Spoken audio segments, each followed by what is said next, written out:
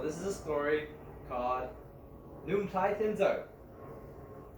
And so in this story, there's one protagonist and the protagonist's lover. The protagonist is Noom Plai, and the girl that he loves is called Nzo. And so the story goes that in Zo's village, all the people in Zo's village claims that she is the most beautiful girl and the most pretty girl in all the other towns. And so one day, the tiger in the forest hears of this news. And so the tiger would come to Zo's village, and at night he would transform into Noom Plai. And Noom Plai and Zo are supposed to be lovers, but they live in different towns. So the tiger would come at nighttime to Zo's village, to Zo's town, and he would transform into Noom Plai, and at night would go to her house and talk to her through her door. And in Laos, in our Hmong culture, when you talk to when you talk to a ghost or a tiger, then it's a foreshadow that you're going to be taken away by them. And so they keep talking for a while. Then Zo and the tiger keep talking for a while, and it goes on for a while, and then Zo finally finds out that it wasn't Noom Plai that was visiting her. And so Zo goes to Noom Plai and says that we need to get married. We should get married. But she didn't tell him why. And Noom Plai says, okay, we can get married after I go to a wedding. And then we can get married after the new year. Because I have to go. And Noom Plai says he has to go to a wedding first, and he has to wait for the new year. And Zo says, okay. And so Noom Plai goes off to the wedding. And then what happens next is Zo gets sick, and then the tiger comes and takes Zo to his place in the forest. And when Noom Plai gets back, he asks his parents, which means, where did Zo go?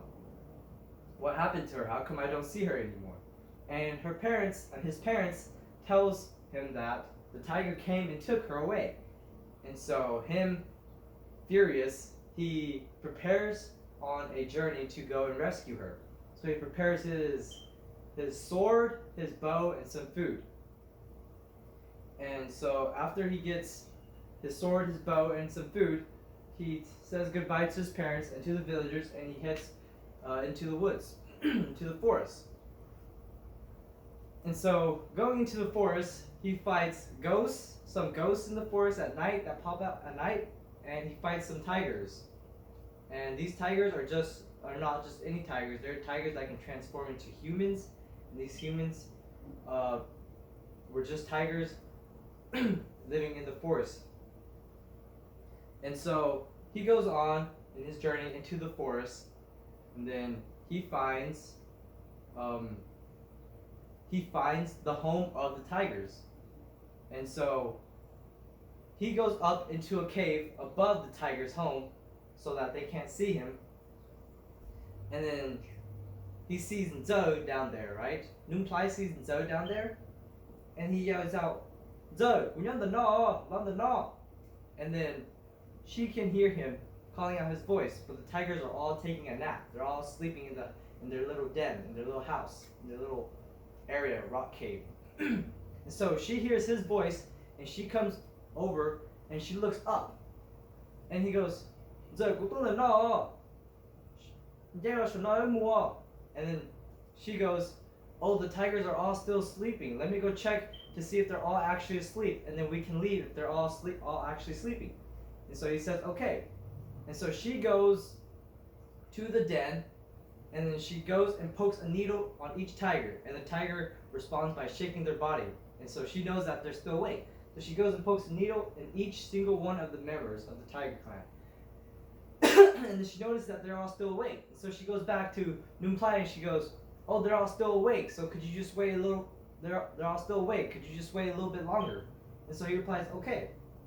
And then a little bit longer goes by, and she comes back, and she goes, okay, I'm going to check to see if they're asleep again. And so she goes in and she pokes him, and there's no response. She pokes each and every one of them with the needle, and there's no response. And then he yells out, "Zo, lupatopu!" And then she goes, "Yes, they're all asleep now. We can go now." And then so he's like, "Okay, I'm coming down now." And he comes down from the cave, and he comes into the tiger's lair, and then he comes and chops off every single one of their heads, except the leader of the tiger, the one who stole Zo. And so the tiger actually wakes up in time, and they start fighting. And in the end, Numplai wins the fight, and so he is able to take her home. But before he's able to take her home, since she has been with tigers, she needs to be cleansed with cow poop for 3 days. And so Numplai covers her in cow poop for 3 days in the forest before he can bring her home. And so after the 3 days, he is able to bring her home. But before they live happily ever after, Numplai figures out that she is pregnant. But she wasn't pregnant with his baby. When the babies were born, there was 2 tigers that were born. And these tigers, Numplai killed both of them.